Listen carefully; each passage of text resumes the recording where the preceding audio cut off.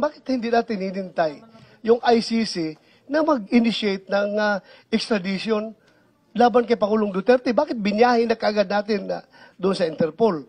Wala mo sinabi dito na kailangan natin i-surrender. Ang extradition po na nasasabi po sa Section 17 ay merong pong treaty sa extradition, sa extraditing state. Kung ano, halimbawa, ang ICC tsaka ang Pilipinas, kung tayo po member ng ICC, kailangan po ng judicial proceedings. Hindi na po tayo miyembro ng ICC eh. Kasi kung miyembro po tayo ng ICC, nakakatulong sana kay President Duterte na hindi po siya ililipad. Siya po yung mismo nag-atras ng ating membership eh. Kaya nga Kasi yung po yung malinaw na malinaw po, na may treaty po na kinakailangan para magkaroon ng extradition. Wala pong treaty eh. Kasi nga, nag-withdraw na tayo sa ICC. Kasi, di ba, treaty yung dati, sapagkat ang Senado po nag-concur. Nag-concur po sila sa treaty. But unilaterally, it was withdrawn by the President. Kaya po, pero sir, ito, very clear mo ito, sir. Ako hindi ako abogado, ikaw abogado ka, pero ako, I just don't want to be emotional about everything. Gusto ko lang talagang, para malaman natin itong totoo dito. Ito, very clear na hindi naman na hinihingi ang surrender. Ang hinihingi lang nila is extradition with a view to extradition. Yung nga ho, so sana extradition will fail, sir. Extradition will fail because wala ho, kung ako tatanungin nyo ngayon, kasi nga wala nga tayong treaty. So kung will fail, bakit pa natin sinurrender si Pangulong Duterte? Duterte? Yung extradition po nakalagay sa batas, state party po ang isa pong tinitingnan natin. Bansa po ang sinasabi sa Section 17.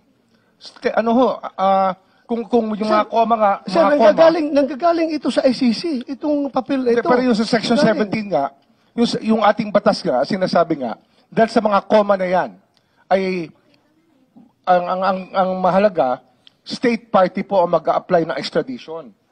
Wala ho tayong treaty sa state party o sa ICC kasi nga, inatras po ng President Duterte. Bakit pa natin sinurrender? Bakit pa natin kasi yun po yung sinasabi ng batas eh. May surrender. Yun po yung sinasabi. Opo. That's what the law says. The law may be harsh, but it is the law. Ay, nako.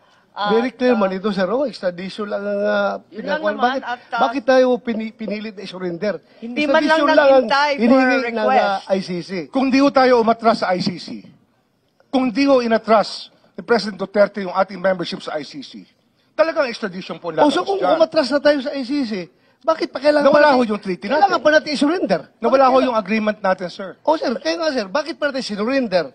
Kasi wala naman tayo.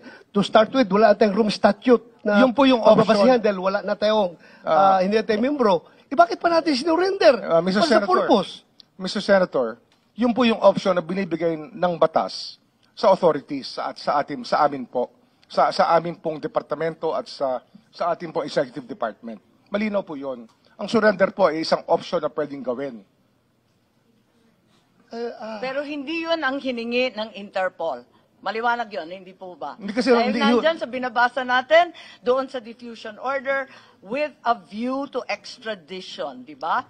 At yun lang, hindi pa nga dumating yung request, wala pa rin yung assurance that extradition will be sought. Hindi nga ho maaaring was indicated was with a view to extradition. Hindi ho nga aandar ang extradition sapagkat hindi nga tayo, wala na tayong treaty with ICC eh. Nawala na nga yung ating membership.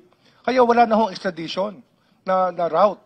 Ang nangyari po, surrender route na lang po ang naiwan. Madam Chair. Kung di ho nag-withdraw si President Duterte, wala ho tayong naging problema. Kung wala na tayong treaty, locate and arrest with a view to extradition. Hindi mo magawa ang extradition dahil wala na tayong treaty, di ba?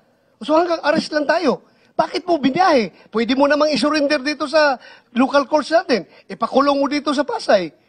So ang maliwanag. Bakit mo pa sinurrender? Yun po yung yun ang best judgment namin. Yun po ang tingin namin na mabuti po sa ating bansa.